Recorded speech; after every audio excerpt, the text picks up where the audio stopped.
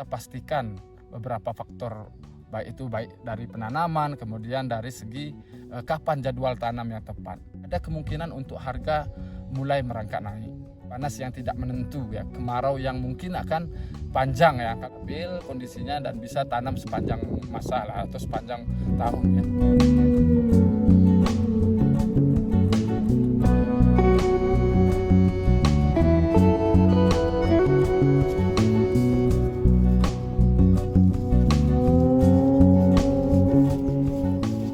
Assalamualaikum warahmatullahi wabarakatuh, kawan-kawan di mana saja berada, apa kabar, sehat selalu ya. Mudah-mudahan pertanian semakin melimpah, kemudian hasil tanamannya semakin luar biasa. Baik, kita akan mereview tanaman cabai kita pada umur lebih kurang nih, baru kita kemarin penyemprotan itu umur 10 hari. Jadi umur 10 hari kita lakukan penyemprotan, ini sudah masuk lebih kurang 15 hari ya setelah tanam. Nah, kita masih melakukan penyisipan. Kawan-kawan di mana saja berada, tentu hal ini menjadi pedoman ya dalam hal penyisipan. Ada beberapa faktor yang membuat tanaman cabai itu gagal, yang salah satunya ialah kita tidak memperhatikan pertumbuhan atau tingkat daya tahan pertumbuhan tanaman cabai atau setelah pindah tanam. Itu pasti ada yang mati ya. Tentu saja itu pasti akan ada yang mati. Itu kita lakukan penyisipan. Nah, penyisipan ini tentu harus mengetahui beberapa faktor penting agar kita tidak bolak-balik dalam penyisipan. Nah, penyisipan ini terutama nih cabai yang sudah pindah tanam ini ada beberapa faktor yang membuat dia mati ya. Yang pertama itu adanya seperti ulat tanah. Ulat tanah tentu kita harus memberikan yang namanya bahan metrin, spermetrin, lambda-silotrin, boleh yang kayak gitu. Nah, yang kedua ini tentu ada namanya sejenis sambat ya bahasa di sininya, atau keong yang memakan batang dari tanaman cabai. Itu faktor yang kedua.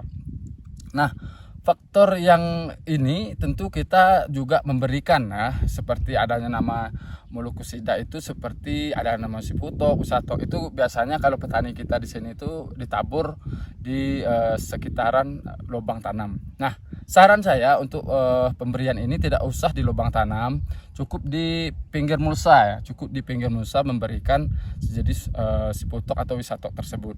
Nah, kemudian yang ketiga, faktor yang ketiga ini sangat penting untuk kita ketahui, dan pada saat seperti inilah yang sering bolak-balik kita melakukan penyisipan, yaitu di mana kondisi tanah belum siap untuk ditanami ya. Contoh ya, kemarin kita tidak nyangka ya, setelah kita hari hujan ya kita langsung tanam, kemudian hari atau 4 sampai 5 hari kemarin itu ya cuacanya panas. Jadi ya gimana ya, tentulah kita juga kebingungan bagaimana, walaupun tanahnya sudah dingin tapi dihadapkan dengan cuaca yang cukup lama panasnya. Jadi banyak juga lah yang kita sisip ya. Mungkin salah satu faktor mau cabai mau mahal ya mungkin ya. Nah, berbicara tentang cabai mahal atau tidaknya, kita berpedoman di sini ya kepada petani itu sendiri. Beberapa petani di contohnya misalnya yang sentral cabai, contoh di Sumatera ini ada Aceh, ada Medan, ada Sumbar, kemudian Kerinci ini sendiri, kemudian ada Lampung, ada Curup ya. Itu kan biasanya sering menanam cabai ya. Walaupun di daerah saya ini kalau untuk penanaman cabai itu pasti ada terus, walaupun tidak sekaligus ya atau hamparan. Nah, bagaimana kira-kira kondisi harga cabai ini berikutnya gitu ya. Kita kembalikan kepada modal petani itu sendiri.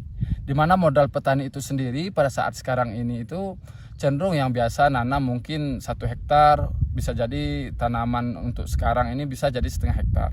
Karena beberapa faktor penting ya untuk kita ketahui, bahwasanya sebelum lebaran, seminggu sebelum lebaran kemarin Idul Fitri dan sampai saat ini, harga cabai masih di kisaran di angka di bawah 20.000 ya untuk senasional mungkin ya, senasional.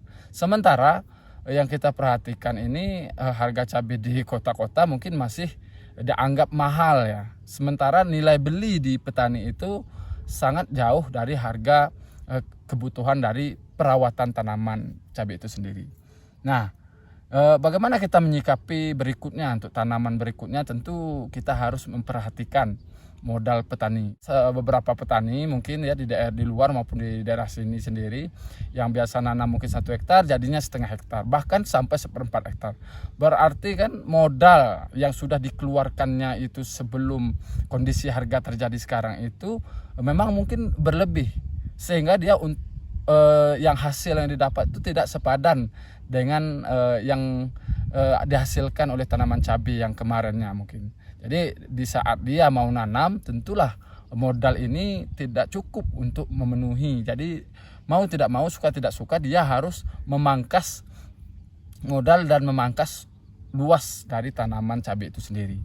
Nah kawan-kawan, memang berbicara tanaman cabai ini unik ya, karena Indonesia ini mayoritas ini kita makan cabai semua ya. Tapi ada beberapa hal yang bagi petani itu harus kita pastikan, beberapa faktor, baik dari penanaman, kemudian dari segi kapan jadwal tanam yang tepat. Nah dari berkaca kita di sana tadi, cerita kita di sana, tentu kita bisa mempedomani bahwasanya kemungkinan di bulan misalnya Oktober, November, Desember, September, Oktober, November ini ada kemungkinan untuk harga mulai merangkak naik. Nah itu ya penting kita ketahui. Jadi kapan kita cocoknya nanam, ya boleh tanam sekarang, dan kita perlu memperhatikan juga analisa-analisa, update-update di daerah mana yang sedang. Kalau saya rasa ya di bulan Oktober dan seterusnya itu untuk petani kita ini kan ada El Nino ya.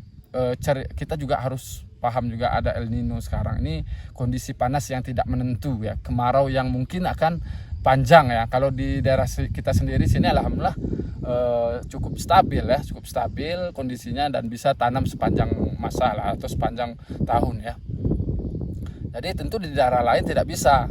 Nah inilah ada peluang bagi kita semua untuk bagaimana kita bisa menanam dan kita bisa mendapatkan hasilnya nanti. Ya terlepas dari harga memang kita tidak bisa menentukan, tapi yang jelas kita lakukan penanaman sesuai kemampuan kita, sesuai dengan modal yang ada, dan kita perhatikan pola-pola tanam. Nah untuk pola tanam ini sendiri silahkan ditonton YouTube kita Lahan Pintar ini dari awal sampai akhir, dan sekarang hari ini kita kasih tips yang ini sangat mudah-mudahan sangat bermanfaat.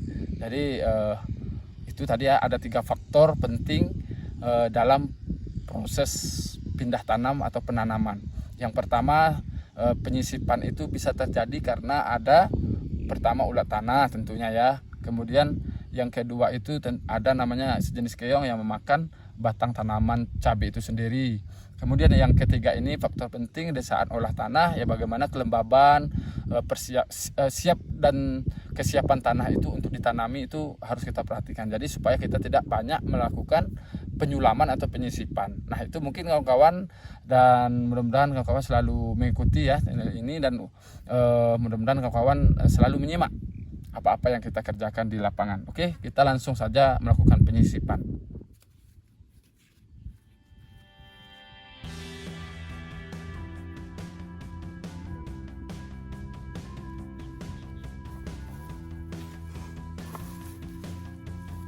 Oke kawan-kawan, itu saja pembahasan kita hari ini. Semoga bermanfaat dan semoga berkah. Terima kasih. Assalamualaikum warahmatullahi wabarakatuh.